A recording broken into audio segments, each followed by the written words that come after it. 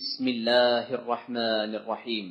الرحمن علم القرآن خلق الإنسان علمه البيان الشمس والقمر بحسبان والنجم والشجر يسجدان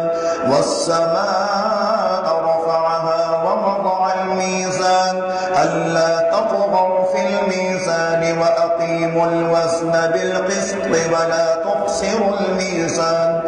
والأرض وضعها للأنام فيها فاكهة والنخل ذات الأكمام والحب ذو العصف والريحان فبأي آلاء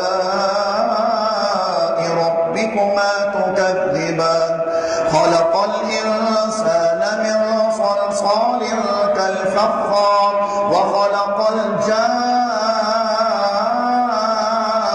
الجان من مارج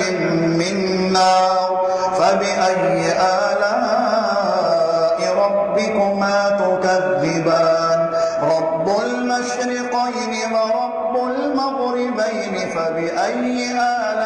آلاء ربكما تكذبان مرج البحرين يلتقيان بينهما برزخ لا يبغيان فبأي آلاء ربكما تكذبان يخرج منهما اللؤلؤ والمرجان فبأي آلاء ربكما تكذبان وله الجوار المنشآت في البحر كالأعلام فبأي آلاء ربكما تكذبان كل من عليها فان ويبقى وجه ربك ذو الجلال والإكرام فبأي آلاء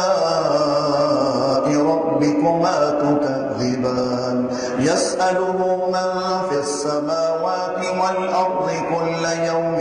هو في شأن فبأي آلاء ربكما تكذبان سنفرغ لكم أيها الثقلان فبأي آلاء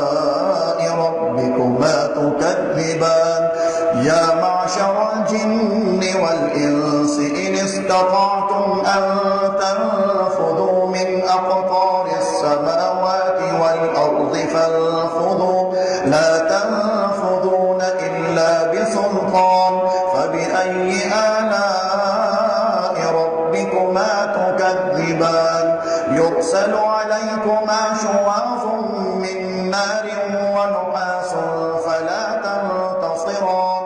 فبأي آلاء ربكما تكذبان فإذا انشقت السماء فكانت وردة كالدهان فبأي آلاء ربكما تكذبان فيومئذ لا يسأل عن ذنبه إنس ولا جان فبأي